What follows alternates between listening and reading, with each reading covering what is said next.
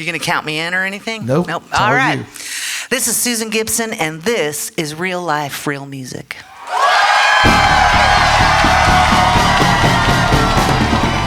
Real Life, Real Music Radio with your host, Kyle Hutton.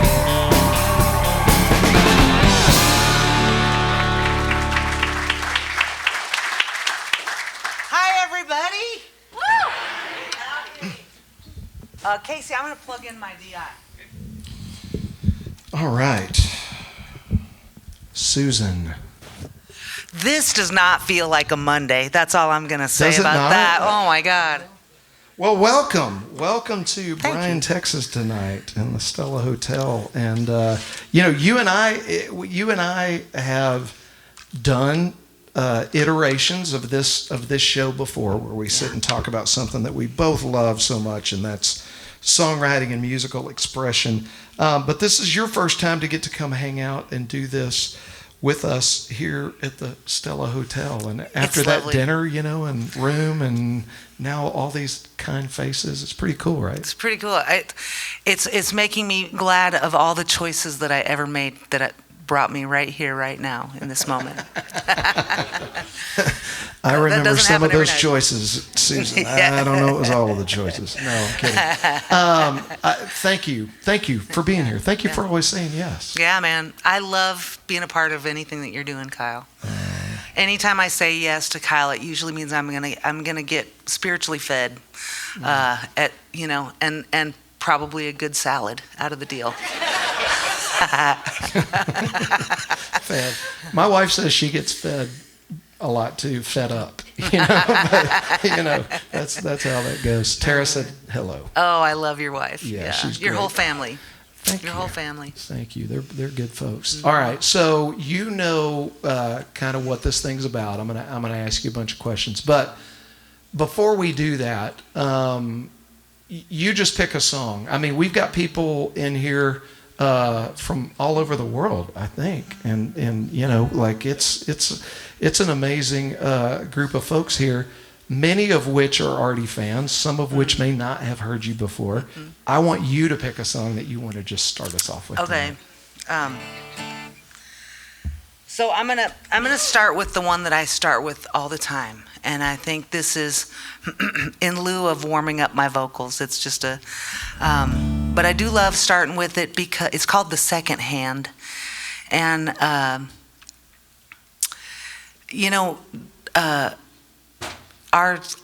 don't mean to get all poetic just right off the bat, but man, our lives are full of these moments that I just wouldn't trade for anything. And so wherever you came from and wherever you're going next, I mean, we're in a beautiful hotel, so probably some of you are on your way somewhere. And I just thank you for stopping in and spending some time with us. Yeah.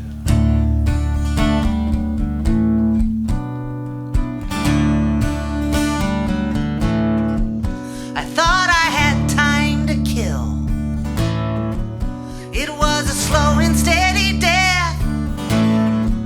That's the trouble with my free will. It leaves me gasping for my last breath. How I procrastinate. I could always let it slide. I hope it isn't too late to change course before it all collides.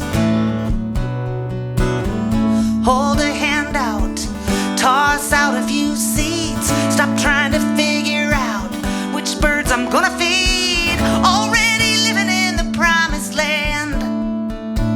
The clock is ticking, God is in the second hand. Everything changes, and it changes everything. It's been a nuclear winter, and I'm ready for the spring.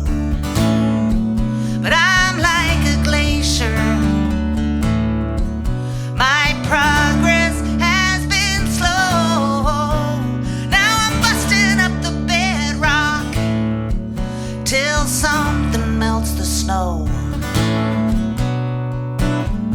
hold a hand out, toss out a few seeds, stop trying to figure out which birds I'm gonna feed. Already living in the promised land. The clock is ticking. God is in the second hand. In the second hand. Time is water covering the planet. It's the oceans cutting through the granite. Like the tide, it never stops. But if I'm gonna savor every single drop, I better hold a hand out, toss out a few seeds, stop trying to figure out which birds I'm gonna feed. Already living in the promised land. And the clock is ticking. God is in the second hand. In the second hand. In the second hand.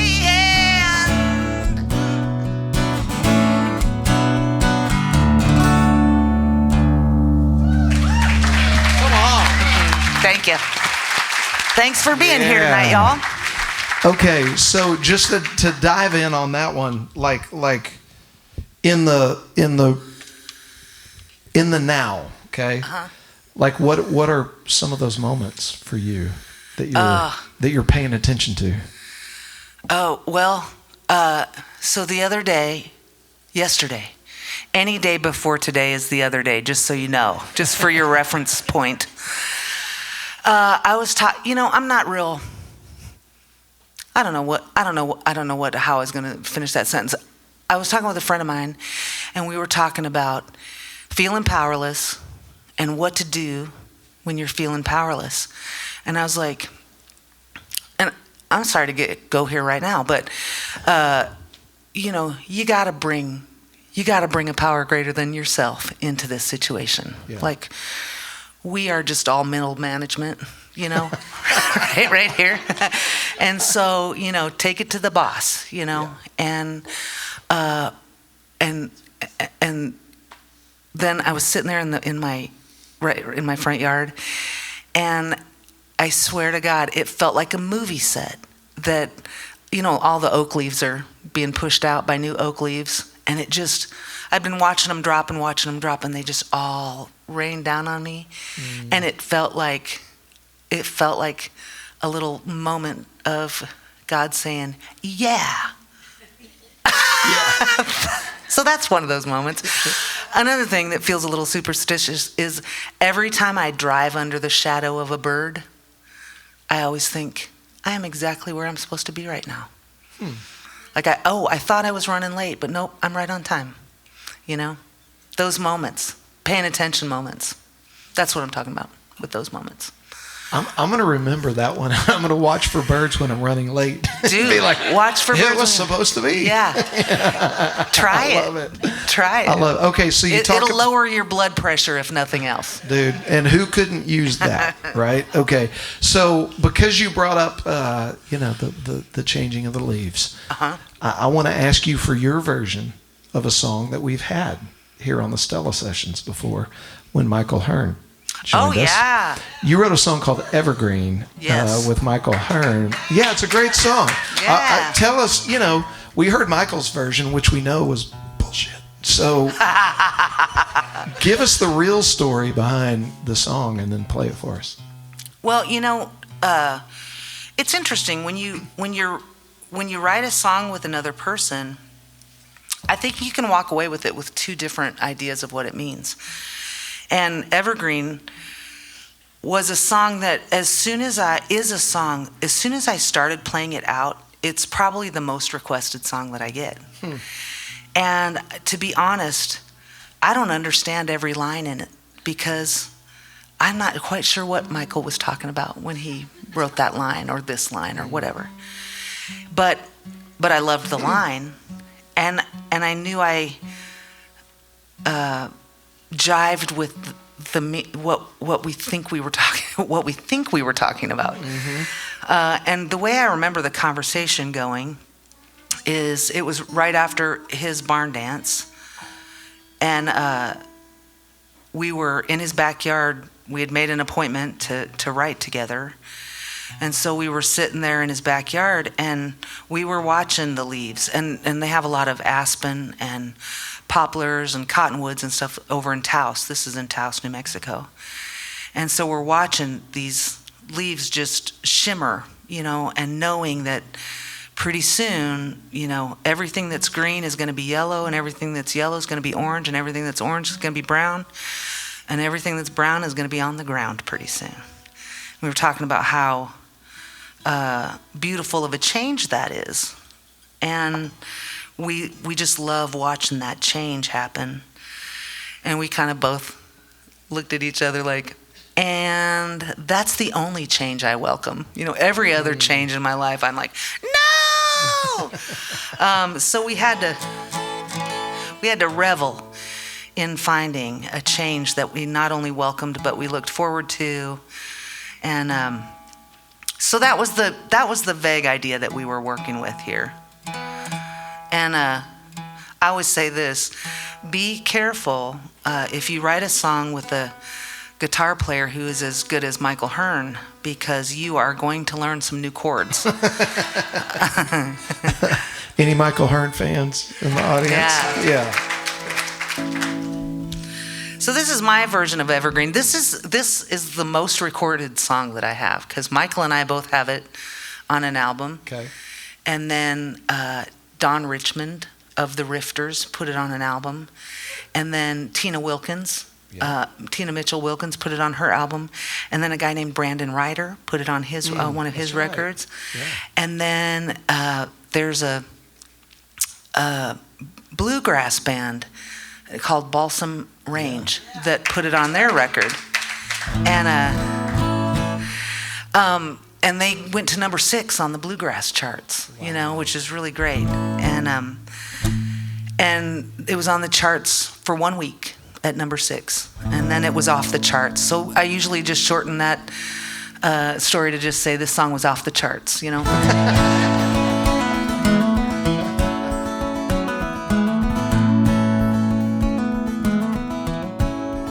Just when I think I'm gone, something brings me back as my train of thought slips off the track, feeling my way through crossways and blind. I guess it's what you seek, not what you find. Now I don't mind things that don't matter these days. Time I've spent on worry never pays. Leaves are changing from green to gold, so I'll change with them. I'll be so bold. In vivid colored dreams, nothing's what it seems. I've turned inside out, then back again, but I'm stuck out on this limb, dancing with the wind. How I long to be evergreen.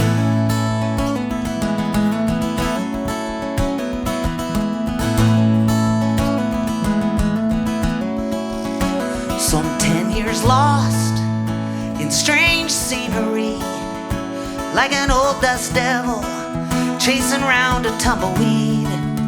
I tried to lay down roots so I could just stay there. I blew out my candle and prayed a little prayer.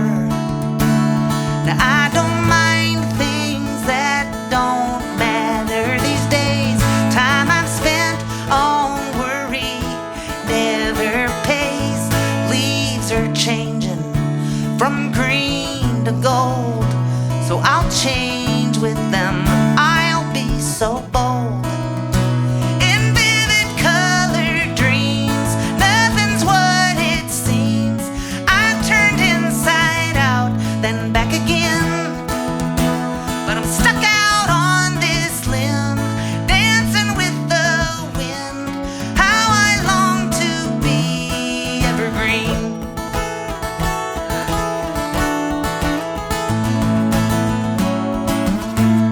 Now, you can edit that in post-production, can't you, Kason?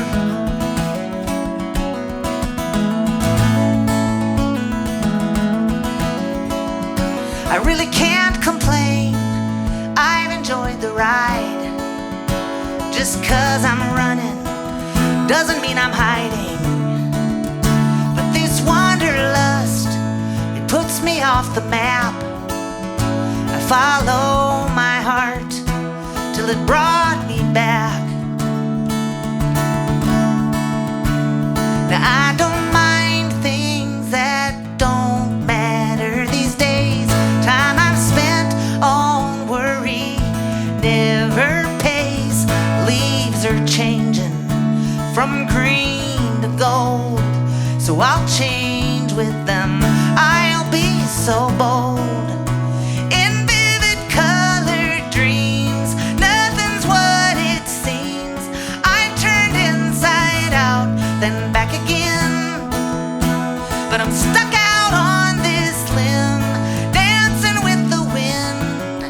How I long to be evergreen. How I long to be evergreen.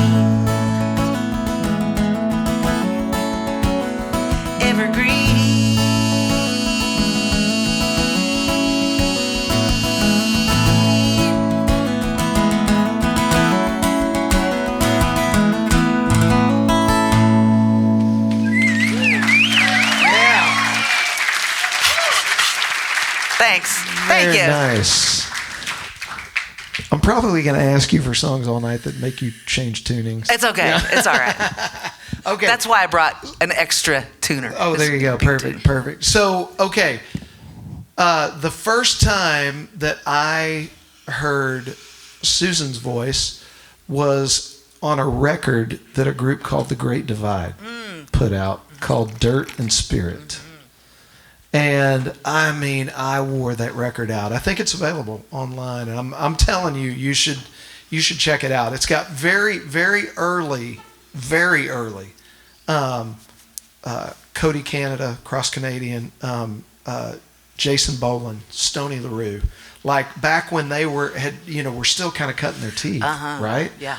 And the record is it's a concept album where there's definitely Christian undertones, but you can imagine with the list of guys that I just said that it kind of goes some different directions, and it's amazing. It's a really neat record. It's called The Great Divide, Dirt and Spirit. If you want to check it out. Now on that record, Susan joined Mike McClure, I think on more than one song, and it was just when I heard your voice in that context, the spiritual context, I just went, wow, like who is that? And then I dove in and started to find your band, right? And to do more of a dive into your music as a solo artist. And so the first question I want to ask is have you just been singing all of your life, or where does that come from? Musical family, any of that? My mom was a piano teacher, and also sang, and I was in church choirs and school choirs as a kid. I mean, yes, I've been singing my whole life. Okay. And we were the family that went on road trips in July and sang Christmas carols because everybody knew the words and we could harmonize, and Beach Boys songs. Heck My mom was a great advocate of harmonization because it meant you had to listen. And so, that was always, and then we always had a piano in the house. And I have a song that in the intro of the song, I say that my mom was a piano teacher, which means every kid in our neighborhood learned to play piano except for me and my sister. Because she would say, hey, you want to have a piano lesson? And we'd be like, oh, come on, Chips is on, And go see Officer John Poncherello on TV. So... but my mom was the source, and she sang in what's it called? Sweet Adelines, which is like a barbershop quartet, kind of, but big, like a big choir. It was a big choir, but they did like real tight harmonies and stuff. And then, and when she was growing up, she and her three sisters were the Ellison girls. And they would sing at the county fairs and stuff like that. So it was always around in our house. Yeah. Yeah. That's awesome. Okay, so you caught. So you see that he asks a yes or no question, and it takes me 7 minutes to get to yes all my life. That's why I only ask yes or no questions. Yeah. Because if I asked you to elaborate, we'd be in trouble. No, I'm kidding. So obviously you grew up around it. You caught the bug early, right? And at some point, you made the decisions to kind of set out there and try your hand in the coffee shops and open mics and like that kind of stuff. One of the songs that led to after you'd been on the road, I'm sure for a while, was some of the early stuff that I came into contact with, and it's still one of my favorite songs, and that's a song called "I'm Happiest When I'm Moving." Oh yeah. Tell us. I mean, obviously, it's a pretty self-explanatory song. But when did you write that one? When did you first record it? So I think I wrote that in like 2001 with Jim Lauderdale. That was my first go to Nashville and write with a stranger. And there is none stranger than Jim Lauderdale, let me tell you. Yeah. What a guy. I mean, he was a perfect person to write with for the unseasoned songwriter like I was. And can I just say this real quick about Jim Lauderdale? Yes. He did our, I've been doing the show for a long time. He came and did our show at Do-Si-Do in the Woodlands. They roast and sell coffee. I mean, it's, one of their deals is that it's a coffee shop, okay? And they've got great coffee. And when we decided to start taping our show there, one of the things I told the owner of Do-Si-Do, I said, we'll do the show here, but I want my own coffee. Like, I want a real life, real music songwriters blend coffee. And he's like, yeah, no problem. We'll take the Costa Rican and the Ethiopian and whatever. We'll blend it together and we'll make you your own signature deal. So they still have it at Do-Si-Do. Real life, real music, songwriter blend coffee.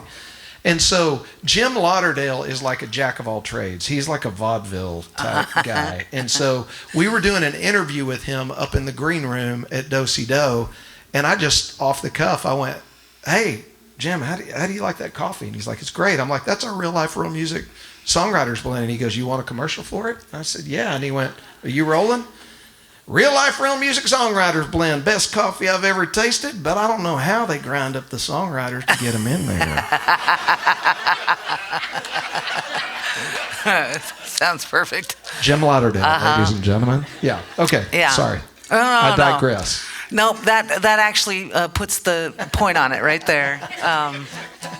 When I went to write with him, I went to his house and walked into this house that had no furniture really, like a couple of folding chairs and some coffee mugs on the kitchen counter. And I said, this is a cute place, Jim. Did you just move in here? And he said, no, I've lived here about 6 years. And so we started talking about how when you travel and you keep your roots shallow, and we got to this song.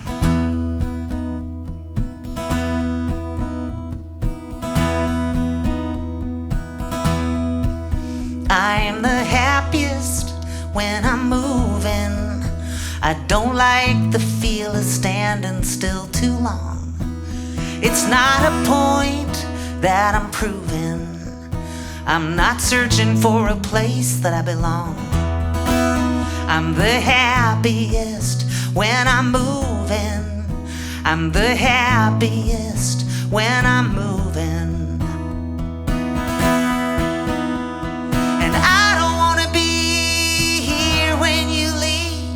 I'll go ahead and beat you to the door. I'm not leaving you behind. It's only in your mind. It's not as if we're trying to keep the score. I'm the happiest when I'm moving.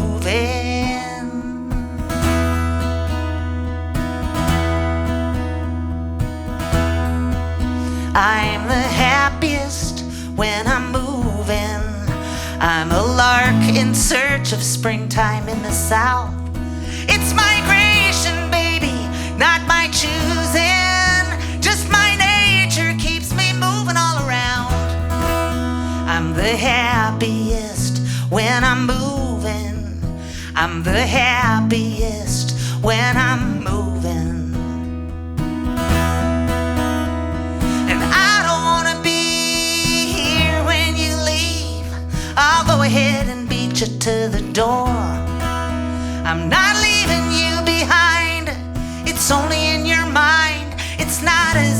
trying to keep the score. I'm the happiest when I'm moving. I'm the happiest when I'm moving.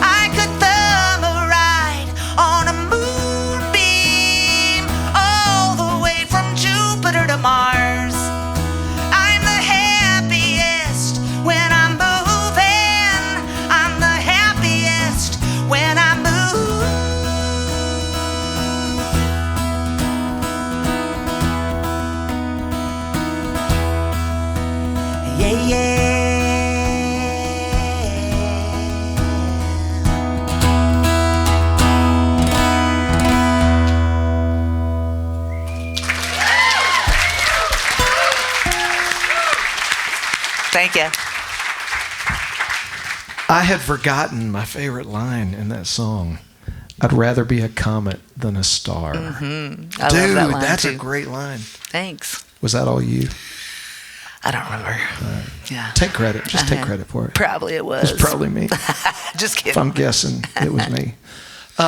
You know what? You know what's cool? He has that on a record too, and his version is real easy. His is like, I'm the happiest when I'm moving. It's real mosey, Yeah. Mm-hmm.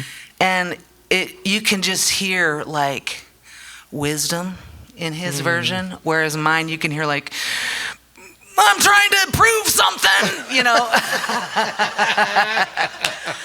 I love it though. It shows what living things songs are, you know, because everybody gets to do them their own way. They put their own fingerprints on it. Obviously, he had not been drinking real life real music songwriters blend coffee when he That's cut right. his version. He must have been coming down off of it. Yeah. Exactly. Okay.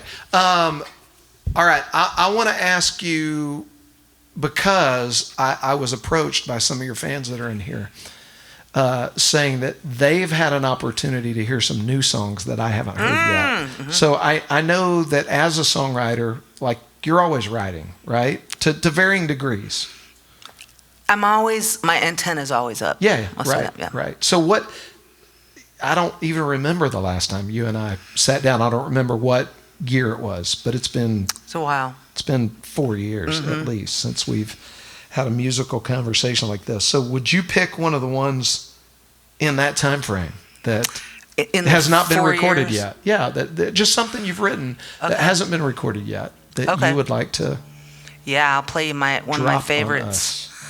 I'm in the process of recording a bunch of these songs, but this one has not been recorded yet, and I love it so much. I don't know if that's a cool thing to say, but I wrote this one with my niece, who is 27 years old, and we were talking. I had this title for a while, and we were talking about she was single and had been single for a couple years.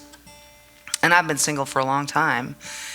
And we were talking about how once you get used to being single and you become good company to yourself, like your standards kind of change. You know, you're just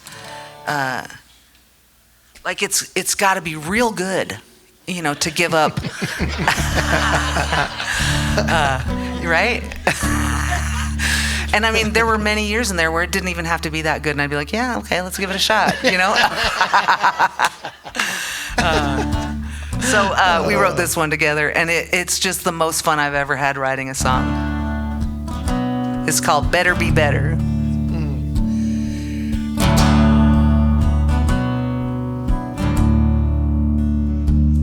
If you're 5 minutes early, I'll be 10 minutes late.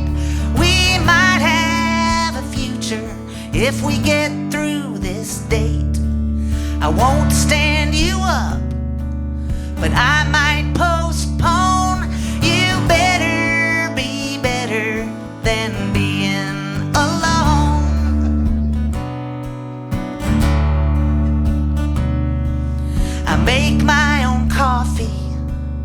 make my own bed, I make my own money, probably work till I'm dead.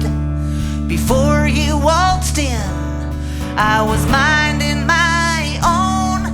You better be better than being alone. I'm not passing judgment, I don't mean to offend, but I'm pretty picky about the time that I spend. So if you were thinking of hanging around, there's a few things that you ought to know. I can fix my own mower, I fix a mean omelet too, but I don't have the patience to try and fix you. I used to dream of Prince Charming, but now that I'm grown, you better be better than being alone. I'm not passing judgment, I don't mean to offend, but I'm pretty picky about the time that I spend. So if you were thinking of hanging around, there's a few things that you ought to know. Well, I'll run every yellow, but I break for ducks. I can't walk past a Girl Scout without dropping $10. And I'll call you back as soon as I find my phone. You better be better than being alone. Can you laugh at yourself? Can you cry at cartoons? Would it make you feel small if I was the big spoon?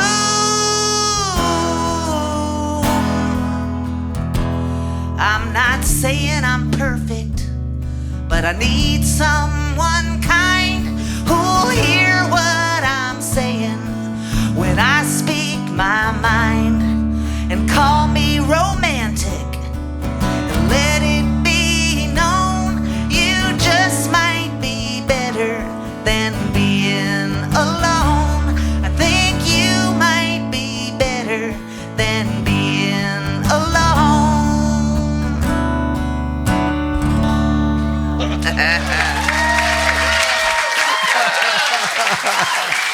Thank you.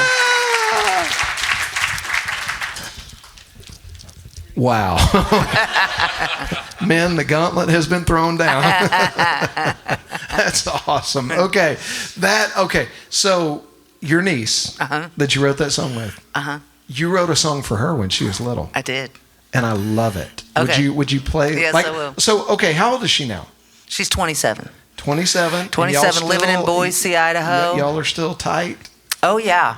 Because she, the inspiration for the song that you're about to sing was monumental for you. Oh, yeah. Yeah. Oh, yeah, it was great. So when I got up to this sweet hotel room that they have for me up here at the top of this building, my first impulse was to FaceTime Kate and be like, look where I am tonight. The Stella Hotel, Bryan, yeah, Texas. She's such a great human. And what do we call that suite now, Spencer? What's the name of it? Hell yeah. As for the Susan Suite. Yeah. Man, you know, forget having a cereal box with your picture on it. I want a big picture of my face right over the bed, you know. And that last song to be playing when you walk in, you know. You will have some guys on their A game. Well, this song is called Baby Teeth. And when my niece was about 5 or 6, she was maybe 6, whenever it is that kids start losing their teeth, she lost her first tooth, and she said, I don't know what I'm going to do about this. I've had this tooth my whole life. And that really resonated with me, because in that moment, you know, I was trying to think of what to tell her. You know, like, oh, you can drink through a straw without even having to open your mouth, or spit water out of your, you know, out of the hole in your mouth. But I realized, like, my happiness is more based on what I'm willing to let go of than it is about getting what I want, right? I can get what I want, but until I'm willing to let go of the things that don't serve me anymore, like that what I want doesn't really matter that much, right? And so I was trying to figure out how to put that in a song for a 5-year-old, you know? Because I'm not completely understanding. Yeah, I don't really get it either, you know? But so I wrote this. I mean, songwriting is my best form of communication, right? You will know this by the end of the night. Like, yeah, she's better at writing songs than she is at speaking aloud. Hopefully that's the takeaway. But so I wrote this song, and it's called Baby Teeth, and I made the rookie mistake of playing it for her and then putting her on the spot and asking her, like, well, what'd you think of that song I just wrote for you, Kate? And she's 5 or 6 years old, you know? And I don't know when you were around a 5 or 6 year old, but a lot of times they haven't learned to lie to spare your feelings yet. When you ask them what they think about something, they tell you the truth. And that's what happened. And I said, what'd you think of the song? And she said, it's okay. And then she said, I thought we were supposed to get cash. And so then I had to write her songs about disappointment and expectations.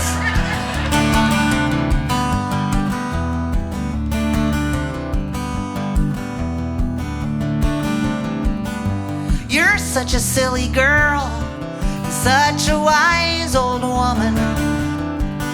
You think you can fix this world with rubber bands and bubble gum. You're gonna see it all from your high-top tennis shoes. Days when you're in the pink, days in your skinned-up blues. You got some worn-out blues.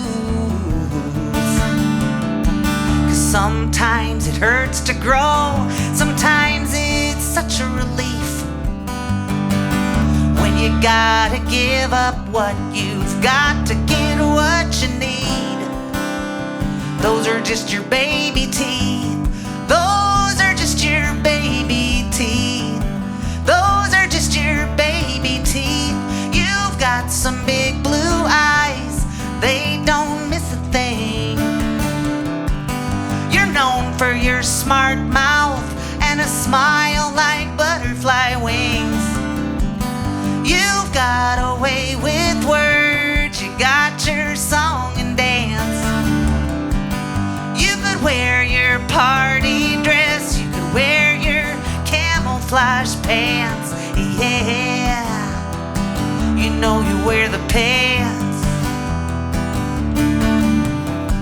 'Cause you've got a heart of gold, it shines just like a sunny day. Save a little bit for yourself, don't give it all away. 'Cause sometimes it hurts to grow, sometimes it's such a relief when you gotta give up what you've got to get what you need. Those are just your baby teeth. Those are just your baby teeth. Those are just your baby teeth. Those are just your baby teeth.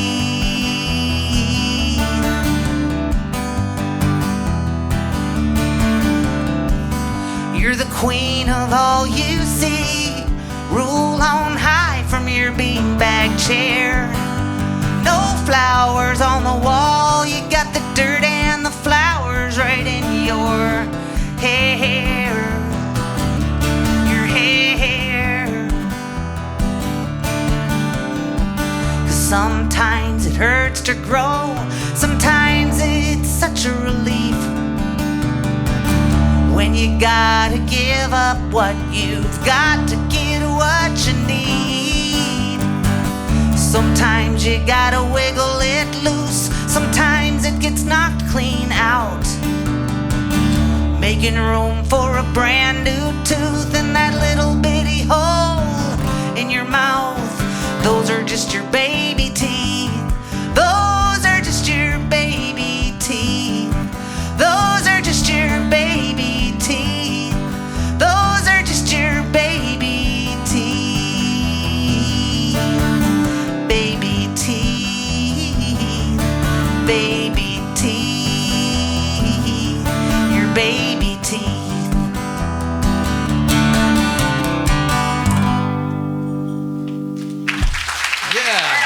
Thank you. It's another great song. Are y'all doing okay out there? Everybody good? Okay.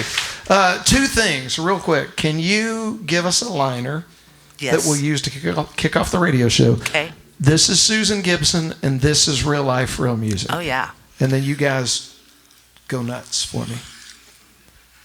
You going to count me in or anything? Nope. Nope. It's all All right. you. This is Susan Gibson, and this is Real Life, Real Music.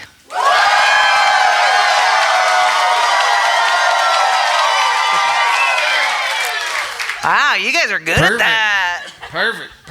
Okay, and now here's the next thing that we need to do. Okay, and just because he's part of the three amigos that built this hotel and the whole development that we're sitting in, Lake Walk, Mr. David Seegers. It is his birthday today. Oh yes. Where's David?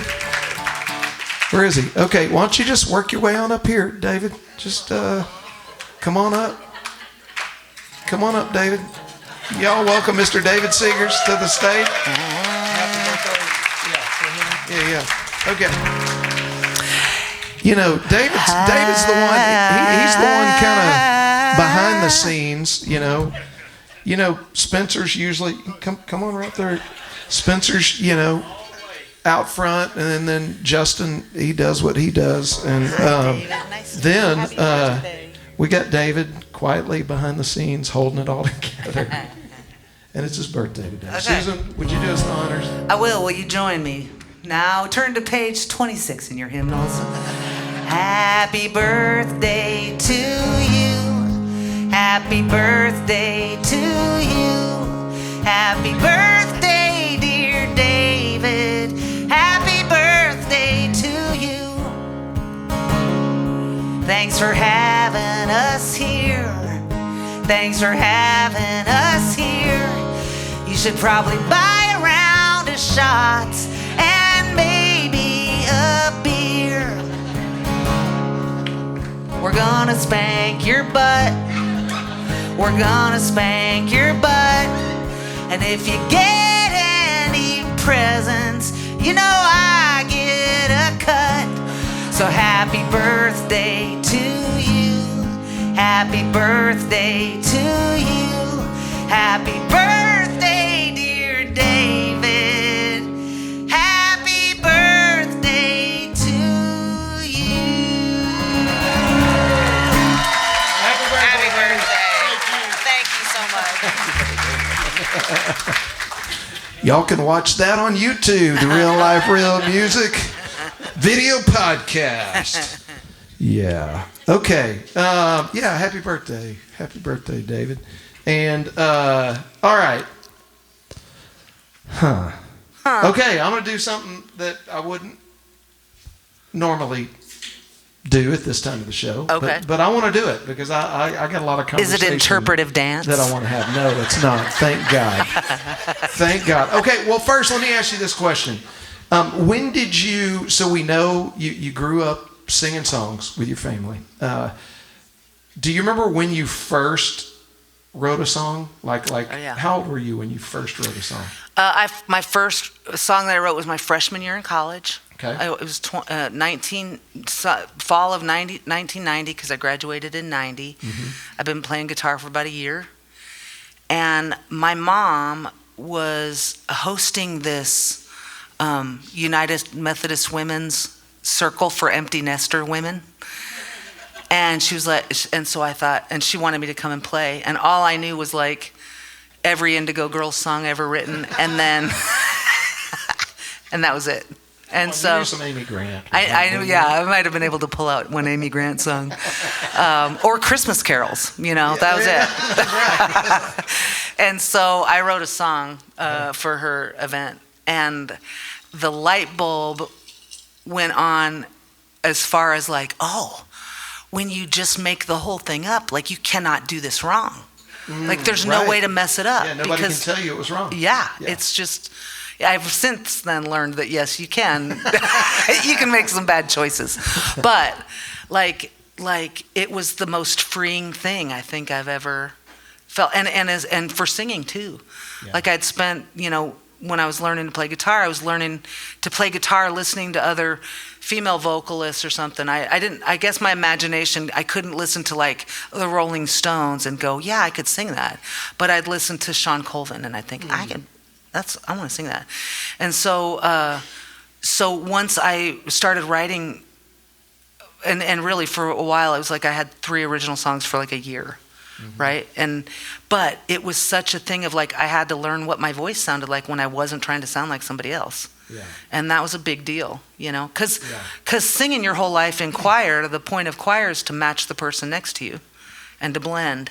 And the point of this whole thing is to try to find out, what do you sound like? Yeah. Whether it's singing or writing or whatever. Yeah.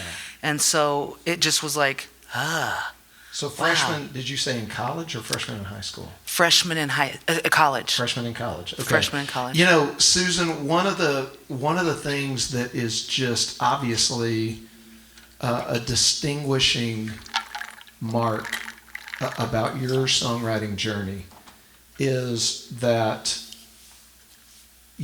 not too long after that, you sat at your mom's table and wrote a song that would not only change your life, but it would inspire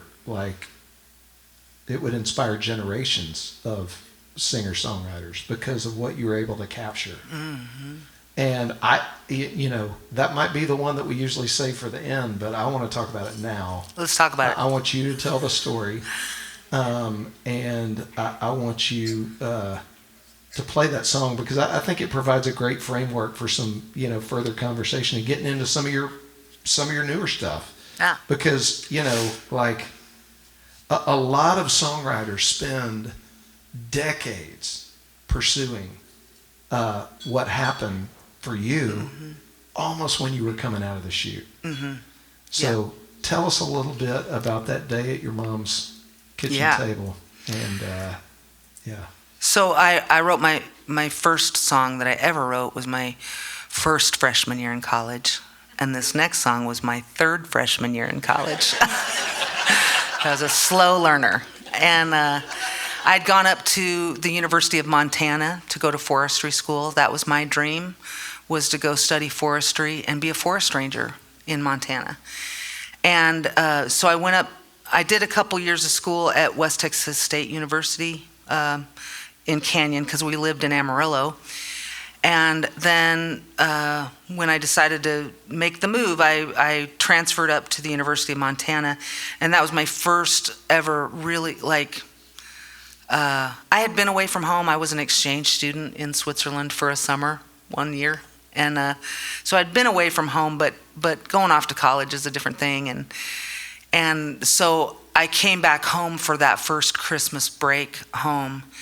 And I don't know if you know this, but no matter how old you are, you will never not be your mother's kid.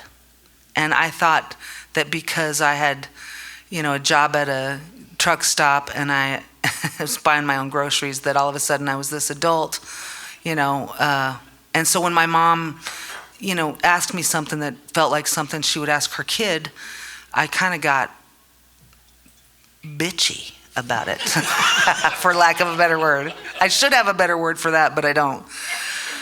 And she said, you were out late last night, what were you guys doing? And I was like, oh, how dare you, And so I furiously scribbled this song out on my mom's kitchen table, in a notebook on my mom's kitchen table. And then I felt better. And that was the only time I ever wrote songs, was when I was wanting to say something and didn't know how to say it. And what I wanted to say was, back off, right? That's what I thought I was saying. And so then fast forward, I go back up, I feel better. I didn't have to hurt my mom's feelings by saying back off, win-win. And so I go back up to school, and a couple weeks later I get a care package from my mom, and it's got this notebook along with some other things that I'd left at home, and I open it up, and there's these lyrics to this song that would become the song that gives me my own independence, right? And so I found I have a cassette tape that has the first 20 songs that I'd ever written, ever, and this is number 12 on that cassette tape.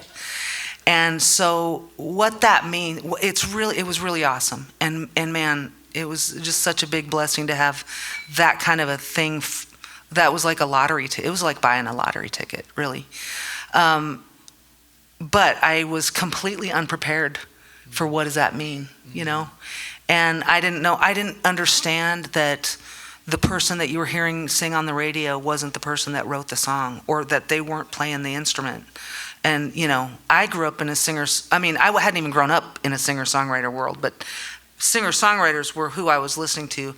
The person that you're hearing on the recording wrote the song, they're playing the instrument, they're singing it, they probably booked the gig and designed the poster and sent it to the venue. You know what I mean? Like, that's our world. Yeah. And so I didn't understand what that meant to have a song do that. I was in a band called the Groobies. We were based in Amarillo, Texas, because I'd moved back. By this time, I'd moved back. I'm giving you the whole story. No, go ahead. Okay. So I'd moved back down from Montana to Amarillo and started singing in this band, and we were putting out a record and wanting a producer. And Lloyd Maines was the closest and most appropriate producer for us. And coincidentally, at the time, his daughter Natalie had just auditioned to sing for the Chicks. And so they were looking for new songs. And this was one that he gave to both of his daughters. He has Natalie, and Kim is his other daughter, and she's a photographer. And, you know, it's such a daddy-daughter song, or there's just such a daddy-daughter moment in that song, that he gave that to both of their daughters. And then the Chicks started singing it. And then when they got on their record deal, that was a song that they brought to their record producers and stuff to put on. And so it really kind of snuck in the back door and found its way and did all sorts of great, crazy numbers as far as songwriter, you know, the way you quantify how good a song is by how many albums you sell, if that's indeed how we're going to quantify that. And they sold a ton of them, which is what allows me to wear this fancy shirt today. Real cotton, ladies and gentlemen. So it's been a wonderful, wonderful journey, and it's given me a little stamp on history, like that has at times been unmotivating. Like, well, my job here is done. You know, I'm gonna just relax and Netflix and chill with myself. You know. Well, play that song for us, and then we'll kind of continue to unpack this. Okay. Is this where you bring out the couch and I have to lay down and you get out a notebook and we... Absolutely.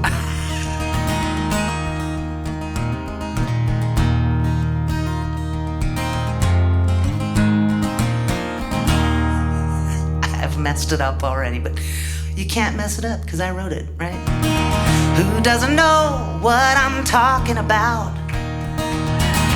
Who's never left home? Who's never struck out to find a dream and a life of their own? A place in the clouds, a foundation of stone. Many precede and many will follow. A young girl's dreams no longer hollow. It takes the shape of a place out west. What it holds for her, she hasn't yet guessed.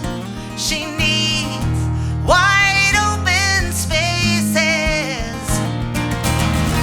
room to make her big mistakes. She needs new faces. She knows the high stakes.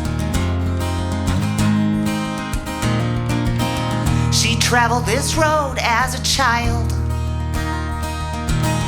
wide-eyed and grinning, she never tired. But now she won't be coming back with the rest. If these are life's lessons, she'll take this test. She needs wide open spaces, room to make her big mistakes. She needs new faces. She knows the high stakes. She knows the high stakes. Knows the high.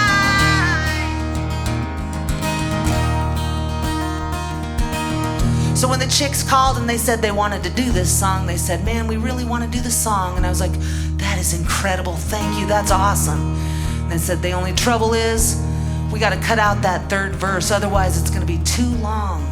And I was like, you can't cut out that third verse. And they said, well, if it's too long, they won't play it on country music radio and you won't make as much money. And I said, get rid of that third verse. I don't know what I was thinking when I wrote that third verse. So if you're a blossoming songwriter out there, I want to tell you, hold on to your integrity for not too long, though. But when you buy local, you usually get about 25% more than when you buy from the big guys. So this is the third verse. As she packs her things, she feels she left something out. Her friends, her family, her dog in this house. She turns around to find her old room bare. Looks at the U-Haul, it has to fit in there. And as her folks drive away, her dad yells, check the oil. That's how they say they love you. Mom stares out the window, she says, I'm leaving my girl. She said it did not seem like that long ago when she stood there and watched her own folks go. She needed wide open spaces, room to make her big mistakes. She needs new faces. She knows the high stakes. She knows the high stakes. She knows the high.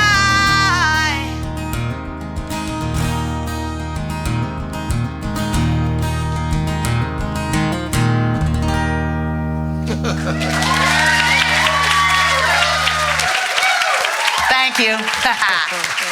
Yeah. All right. So I know one of the things that you and the Chicks did is that, like, every time that song went platinum, y'all got little chicken foot tattoos. How many of those do you have? I just have the one.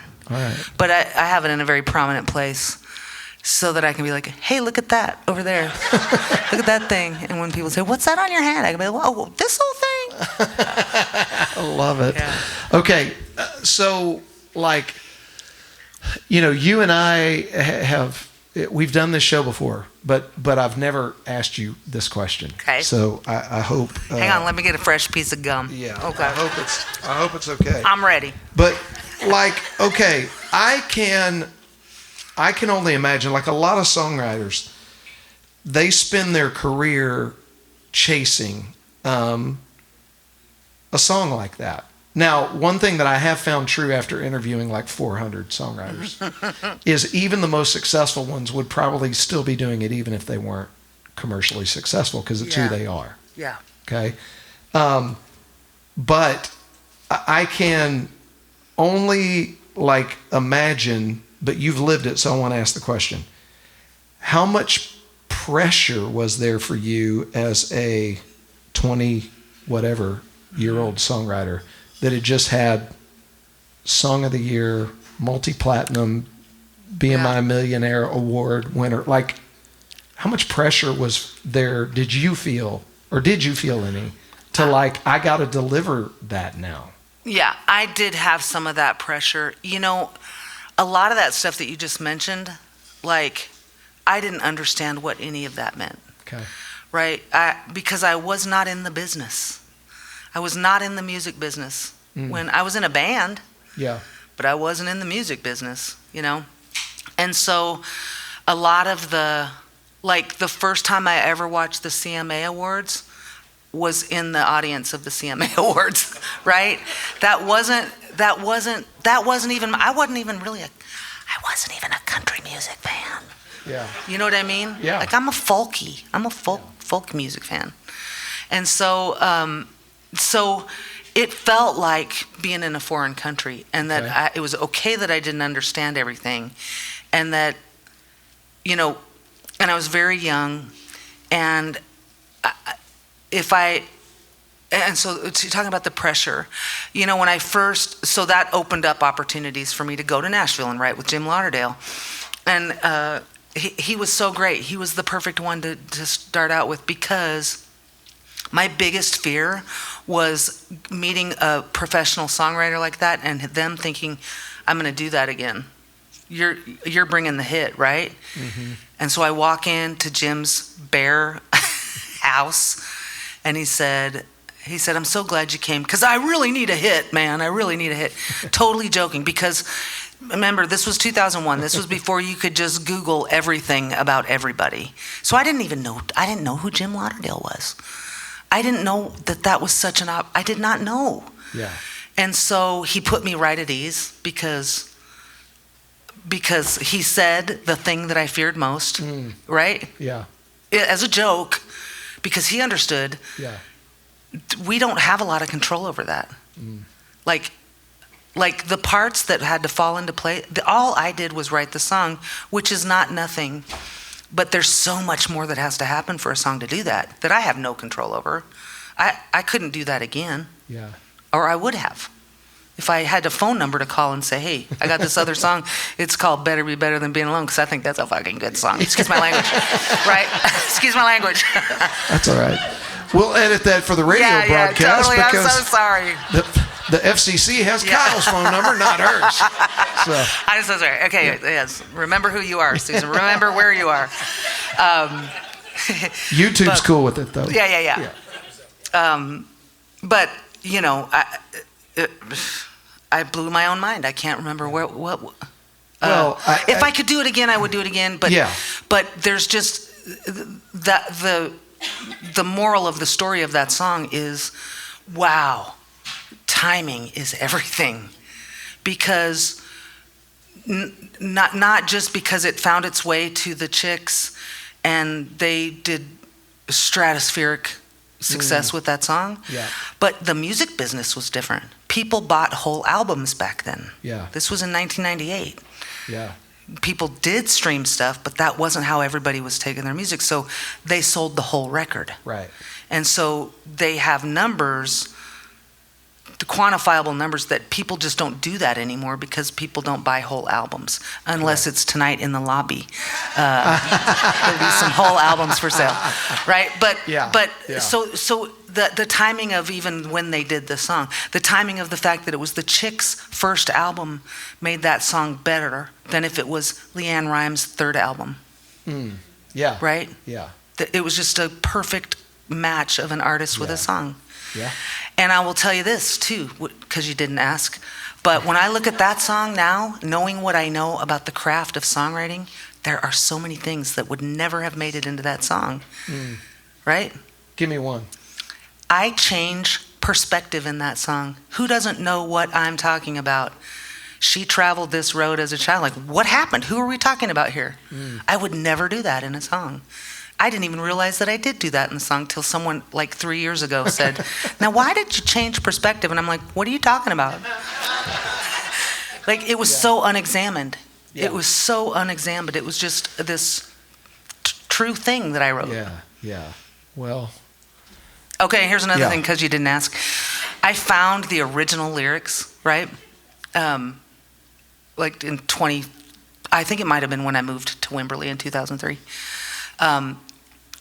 And the original chorus, I have crossed out big spaces. My first idea was, she needs big spaces. Cross it out. That was probably a good call. It was probably a good call. I knew something about songwriting. But yeah, it's such an unexamined song, to have done something. And arguably that may be exactly why. Well, and it's not that the song is so well written, it's that we all know that feeling. Yeah. Right. Like what I have learned since then is it's not just a young girl, like women who get divorced come up and say that's their song. Right? Or, somebody that's changing a job, that's their song, because it's an adventure tale. Right? Yeah. And but I didn't know any of that. None of that was in my mind. My mind was like, back off, Mom. Quit breathing down my neck. So sorry to ruin if that ruins the song for anybody, but that's... No, it's fascinating, actually, to me. So So having that, and guys, I mean, like, the level of success, that's like a franchise song. You know what I'm saying? Like that's not even just like a number one hit. That's a game-changing song. I learned this word a couple weeks ago. It's an evergreen heritage hit. Yeah. Is what I they would call agree it. with that. Yeah, that's a category of a song that I wasn't aware of. Isn't that crazy? And so again, to have that in your top 12 songs, I quit. To have that in your top 12 songs, or your first 12 songs. Okay, so I think we can all understand, because that's a nice shirt. We can all understand the financial. We can imagine the financial benefits of that, the opportunity benefits of that. Yeah. What's the dark side of that? I mean, what comes with that? So, okay. So I was in a band. We were a band called the Groobies. It wasn't Susan Gibson and the Groobies. But I kind of treated it like it was after that song. And I'll just be totally honest, because why not? I mean, I'm a recovering alcoholic, but I wasn't then. And I was a mess. And I was really struggling. And having that kind of success. I remember one of my first thoughts that I had when I got a really big royalty check is, oh, the bottom just got so much further away. You know what I mean?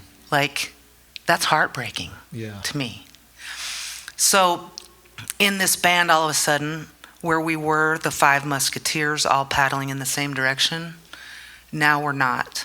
Now there's been a little bit of a fissure because I'm getting opportunities for publishing deals and that kind of stuff that is not transferring over to the band. And so there's beginning to be this break happen. And between untreated alcoholism and then the real life that was happening with other band members who were married with kids, like I equate it like this all the time. It was as if someone set a Christmas present down and we all tore it apart until we broke the toy, right? Because, and it wasn't that we were fighting over the money, because the money is the easiest part to handle, really, you know. It was, I think, just I didn't treat it well. I mean, and I bet if you ask anybody in our band, I wish there'd be some distracting noises or something in this room. Nope. If you asked any member in the band, we would have probably a little bit different reason of what happened there. Yeah. So from my perspective, what happened was I loved people telling me how generous I was to share that song with the band. And then the band broke up because of this stuff and the real life. We had one of our members of our band had premature twin babies, 4 months premature. So they're in the hospital for 4 months, right? Like, that's real. Yeah. That is so much more real than, but we were going to go play that shitty You're good. gig in Philadelphia for $150. And here was one of the bigger troubles, was I looked at that money as, wow, now we can go take those good exposure, terrible paying gigs and get some traction. Yeah. And some of the people in the band, I have a feeling, so we've not really talked about this too much in the band, but that we don't have to take those terrible paying gigs for exposure because now we have this income stream. So we just had a different approach. We had a different interpretation of what that meant. Yeah. And then we had, a real mess. I was a mess, and I was, I couldn't take responsibility for any of my stuff, and so it was just, it was not too long for that band, Yeah. But I have a feeling like the alcoholism is what it is, but without that big win, we probably would still be paddling in the same direction. Wow. Is what I think. Maybe not now, Yeah. but I think it would have maybe prolonged that a little bit more. But who knows? Who's to say? I don't know. Yeah. But it was a heavy thing. Yeah. It was a big, heavy thing, and it was a big thing to stand next to, and there was a shadow. It cast a shadow, you know. So, and I hate even talking about that, Kyle, because it feels like a betrayal of my gratitude for that song, you know. But it really is. It's the other side of that coin. Right. And it's just us here, right? Yeah, it's just us. Well, and like, I mean, light and dark is the age-old story. Yeah, you know what I'm that's right. saying? Like it's the hero's journey. It's Yeah. it's the whole thing, right? And Yeah. so, It almost felt like a test that I failed, right? Right? if these like are there was, life's lessons. yeah. We'll take She'll take this test. test and fail. Room to make her big mistakes. Wow, how ironic is that, you know? Susan Gibson analyzes her song 30 years later. Grown up Susan. Yeah. Thank you for sharing that. Yeah, I mean, man. I think that's honest, but I think, you know, it's just true, right? It's true in life that we're all just figuring this out as we go. And big changes like that, right? Positive or negative, there's a ripple effect No doubt. on both the light and the dark side, Yeah. right? So when would you say you felt, when did Susan get healthy? What time is it? You did eat a salad tonight. Yeah, I did eat a salad tonight. You know what? I was about 8 years sober when I kind of reconciled with our band. And Okay. that felt like a move towards healthiness. Getting sober was a good idea. It wasn't my idea. But it was necessary. And, you know, I mean, and this is every bumper sticker out there is like, you know, you're trading not having one thing for having everything else. And if you can't get sober, you're trading not having anything else for that one thing. And I could see that on the horizon when I got sober. And so that was the beginning of it. But there was a lot of, I had to, you know, learn some hard truths about myself, you know, because I thought I was just this easygoing, fun-loving person. And as it turns out, I'm kind of, you know, a little bit harder to get along with than I think. You better be better than being alone, you know. Okay. Yeah. I mean, it just that was like so separate from that song, but not really, you know. Yeah. Okay. Is there anything from, you know, starting the journey to I'm going to be more healthy. I'm going to aim my life, you know, in this direction. To current, like a song that you've written that captures that sentiment at all, or that you know what I'm saying, that or was written during that time frame that has some sort of touches of what you were feeling or going through. Yeah. And it's a weird connection, but I'll tell you, the first song I thought about was a song called "The Best of You." Okay. That is one that I wrote in 2013. I got sober in 2010, and my mom passed away in 2013. And I had a hard time with it. But I had been, because, you know, in my brain I thought, well, there's the excuse. Like, no one would blame me if I started drinking right now, you know? So what a sick thing to think about your mother, right? That, I mean, there's just so many layers to that. But I had been invited to write a song for this breast cancer benefit in February of 2013. And then my mom got diagnosed with lung cancer in like March.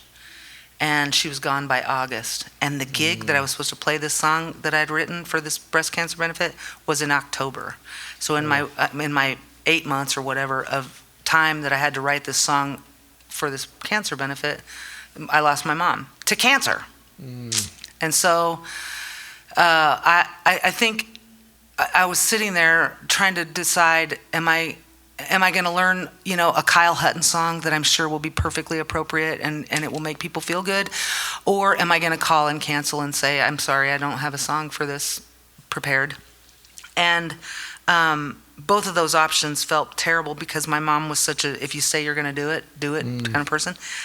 And so I had this, I was sitting there trying to work it out, and the thought, which I believe was a divine intervention on my behalf, was, of course, you don't have anything good to say about this. You're bitter and scared and grieving.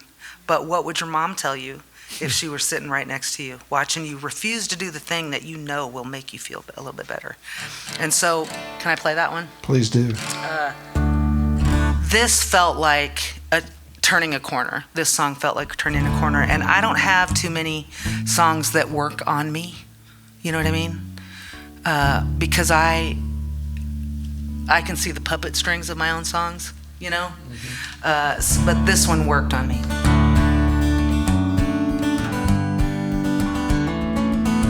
Or maybe it's because I wrote it on the banjo.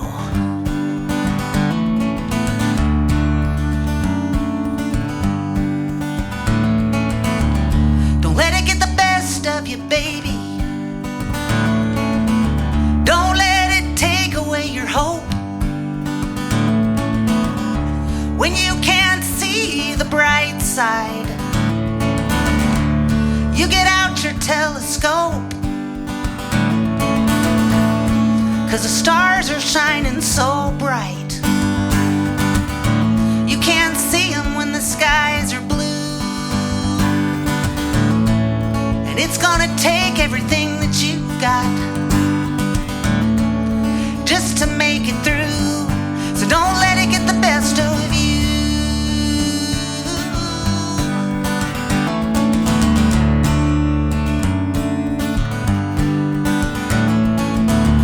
Don't let it get the best of you, baby. Don't let it take away your faith. Don't blame the dealer for your hand, 'cause forever, that's just a passing phase. How on earth can you heal your wounds when you're always running out of time? When your body has betrayed you, you don't let that spirit die. Don't let it get the best of you. Don't let it get the best of you.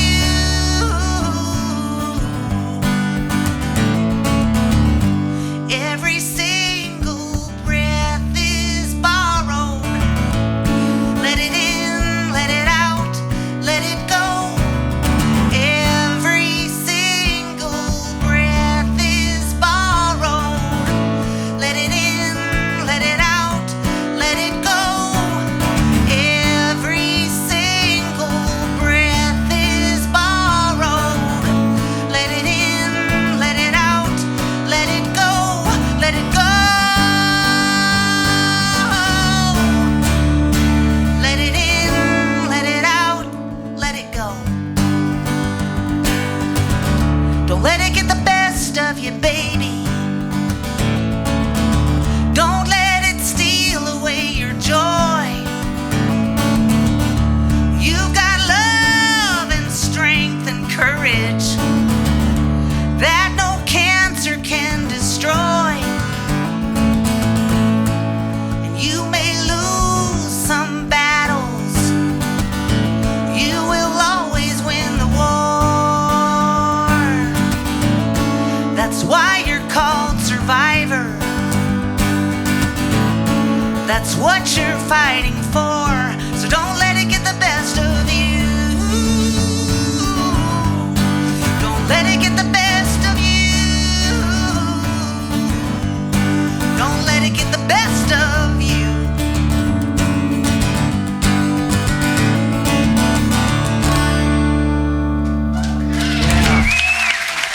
you. Susan mentioned just in talking about wide open spaces and the timing. She mentioned how the music industry has changed. The music industry has changed like so much as far as the ability to generate revenue by selling a product that has multiple songs on it. It changed the economics for songwriters, publishers, record labels, everybody. And the trickle down effect is to the songwriters, that are and performers that are sitting on the stools. And now more than ever, what Susan's going to do at the end of this show, which is stand right out there and shake your hands and and sell you something out of her bag of tricks, has never been more important for artists in history, because larger percentage of their revenue are coming from things that the fans can leave with after shows. And I got to tell you, it's an incredible blessing, I believe, to the community to have a company that is affecting the culture of music as much as CC Creations is. I mean, they've state of the art, one of the world's largest screen printing embroidery based right here in Bryan, Texas. And I mean, if you go, yeah, absolutely, give them a big round. I mean, it's huge. It's a huge deal.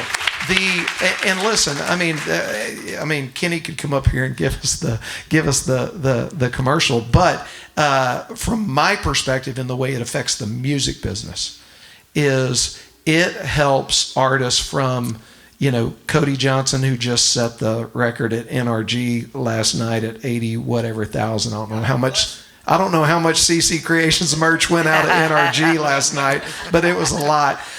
Down to the coffee houses and the open mics where people are just trying to sell a t-shirt to make gas money to get to the next show.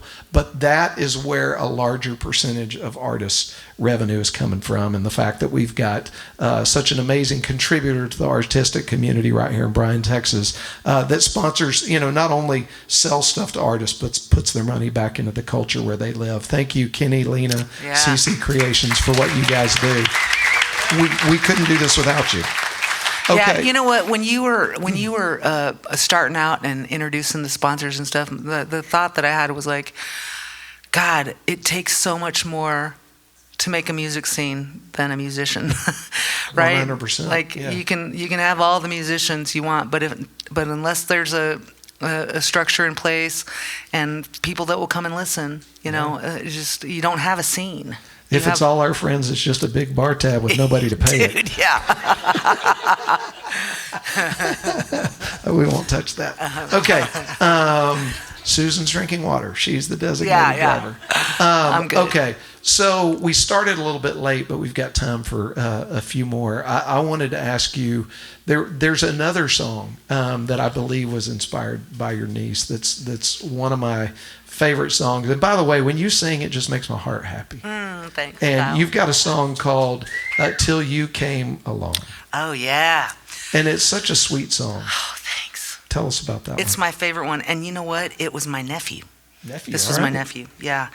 And this is my favorite song that I've ever written. And it has been. My nephew just turned 30, and he was about 4 when I wrote this song for him. And he's getting married this weekend. And he's in the National Guard. I'm so proud of this kid. And, I still look at him like, don't run with scissors in your hands. And he's like, I run with machine guns in my hands.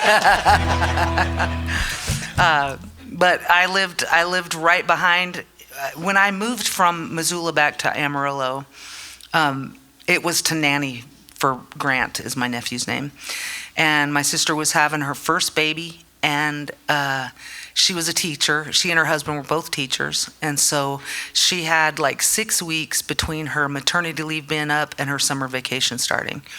And so she said, do you want to come down and nanny while we have to go back to work? And I was like, okay. And so I think that was supposed to be a temporary gig. I got to live in the little rent house behind their house while I nannied for Grant. And I think they thought I would do that 6 weeks and then I'd move on and I was still living there when he was 4 years old. And he would come over in the middle of the day when I'd be home, and he'd come over when he was walking, and he'd crawl in my window because I left my window open so my dog could get in and out without me having to lean over and reach the doorknob and open the door. And he came over one time, and I was songwriting, which, if you're not familiar, this is what songwriting looks like sometimes.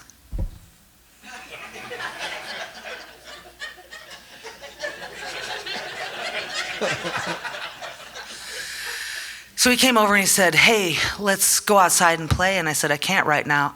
I'm really busy, Grant." And he said, "You don't look that busy." And that was the day I got the most important songwriting lesson I've ever gotten, which is if you're staring at the ceiling trying to figure out what to write about, it's time to go out and do something worth writing about. And, you know, and little boys are so good for that. And I got to tell you, your boys were little boys when I got to meet you and meet them. And we did these songwriting camps together.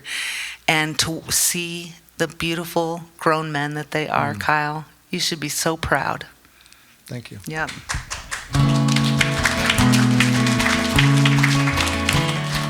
Whenever I get nervous for the future and I get afraid of the future, I remember, oh yeah, Kyle Hutton is raising boys. We're going to be okay.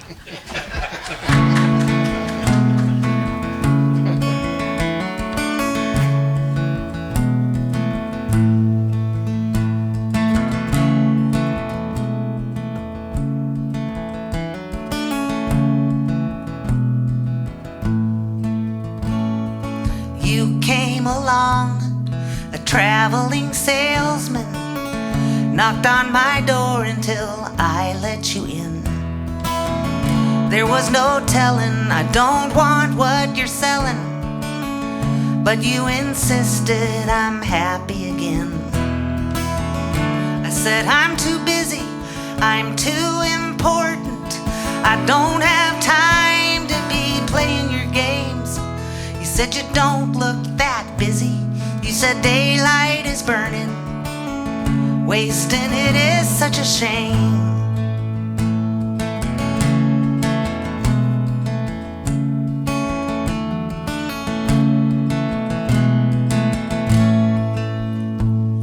And you came along and you had the remedy, something to help me get over my blues. In sunshine and snake oil, blue fades to yellow. I'm lucky that you came along.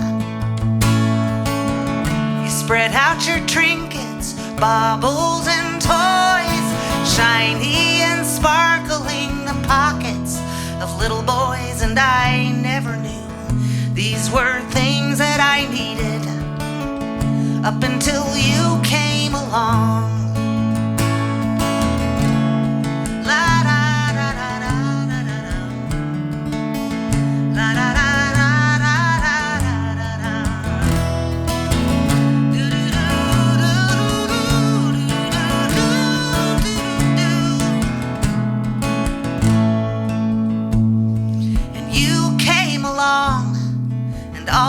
My planning flew out the window and migrated south. And just like the wind, you know, when I can't see you, I still feel you hanging around. And maybe tomorrow, maybe next week, Red Rover, come over, we'll play hide and seek. And I'm making promises that I've got to keep ever since you came along. Just because you came along, only 'cause you came.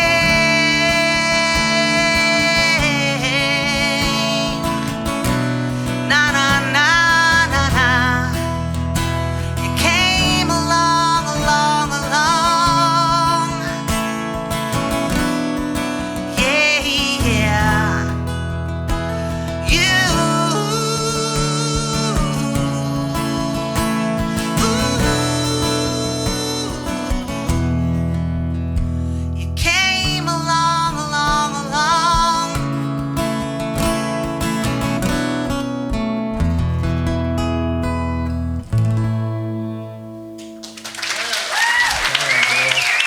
Thank you. Finally. Well, let's. I was sitting here trying to think of what to play. We talked about the light and the dark, and you talked about your mom and her battle, and you were there for me and my family as we battled. You getting that? Are we still good on volume there? Where's Case? You good? Okay. One of the last weekends that we had with Tara's mom, we spent in a cabin in Wimberley, right there on the Blanco River, right? And we knew things were coming to an end. And I asked Susan if she would come over and sit on the balcony with Tara's mom with her guitar and just sing her some songs. And my friend did. Yeah, you came and hung out. And that was a light moment in a dark time, And I think life, that's what life is it's the light and the dark and the contrast between it. And I don't know. I wrote this song about that, and I don't know that I've ever played it on the show, so I'm going to try it.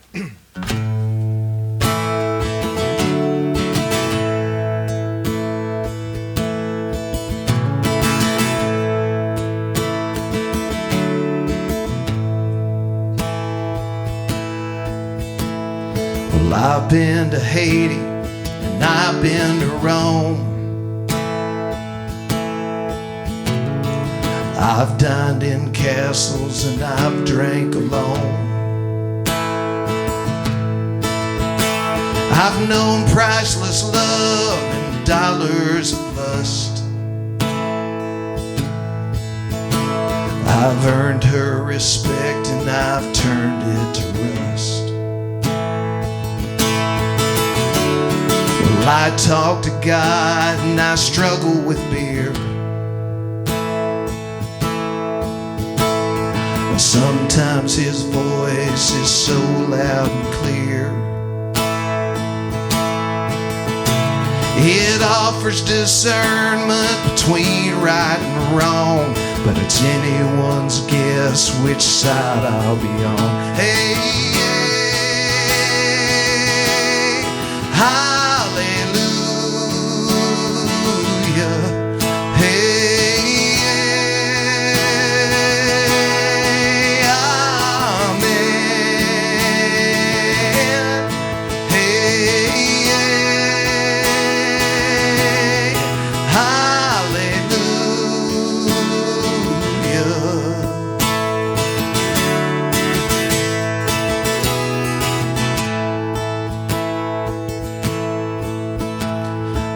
I prayed for healing and watched her mom die. I held all her tears and questions why. So either this whole damn thing is a lie, or it's beyond my dreams on the other side. Hey,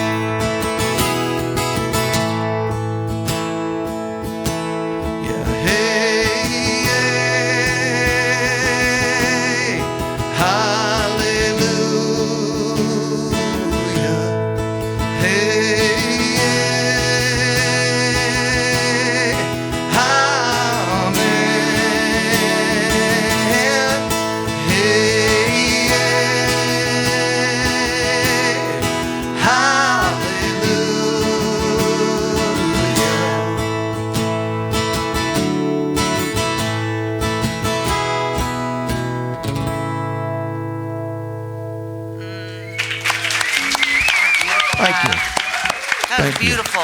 Thank you. All right, Susan, we started this show late, but unfortunately we got to land the plane.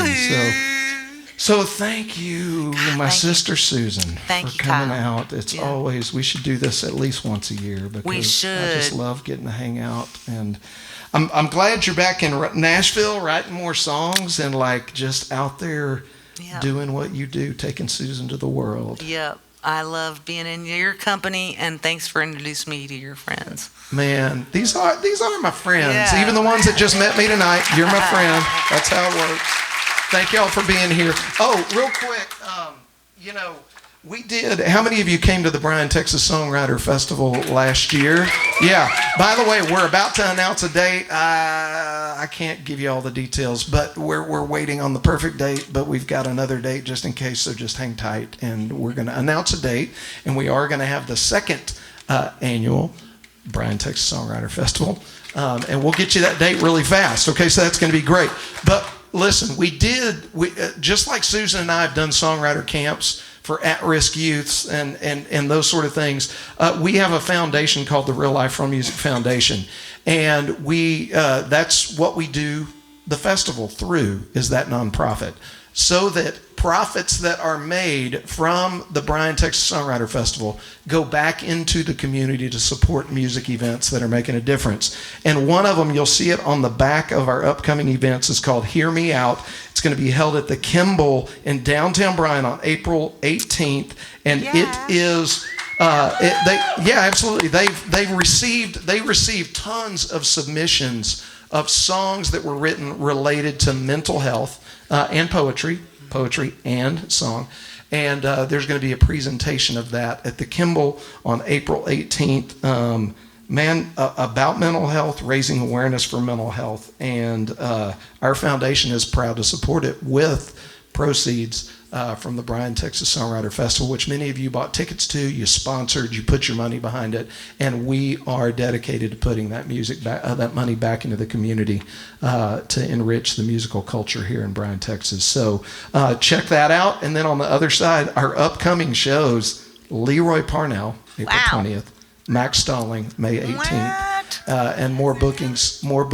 Yeah, Max and Heather, that's right. More bookings coming your way. So if a friend let you use the tickets tonight, hope they're sick either one of these nights, and come back and join us. Thank you, Stella Hotel, Destination Bryan, City of Bryan Lake Walk, and of course CC Creations. Yeah. But Susan, you've got to pick a song to close us out with tonight. Okay. Okay. Well, this is going to feel like a hard left turn. Bring it. I've tried every single word in the book, like love and hate, like now and wait. Anything to get you on that hook. It's not a trap, just 'cause it's bait. Maybe I need a Webster's dictionary, something to expand my vocabulary.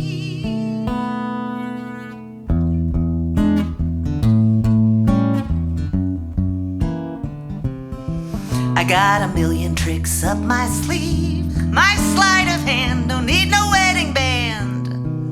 Anything to make you believe the smoke and mirrors, they ain't contraband. Maybe I need some tips from Penn and Teller, or the spell to turn me into Cinderella. But I want my way with you. Do what I want you to. Why you gotta make it so hard for me to be easy?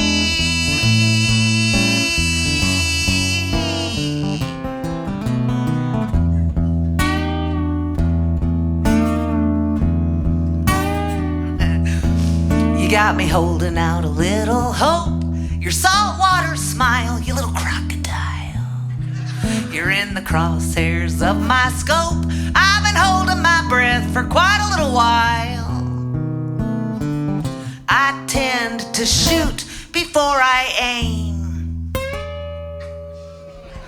Maybe I wasn't cut out for the big game, but I want my way with you. Do what I want you to. Why you gotta make it so hard for me to be easy?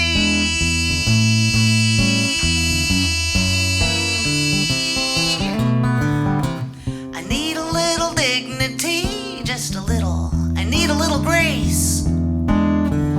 But the only thing I know of love is the thrill of the chase. Woo! That was my big move. My big move drew laughter. That's what I'm talking about. I want my way with you. Do what I want you to. Why you gotta make it so hard for me to be easy?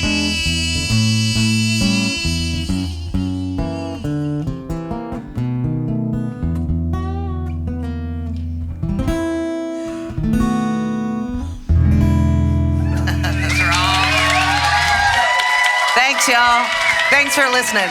Ladies and gentlemen, Miss Susan Gibson. Kyle Hutton, y'all.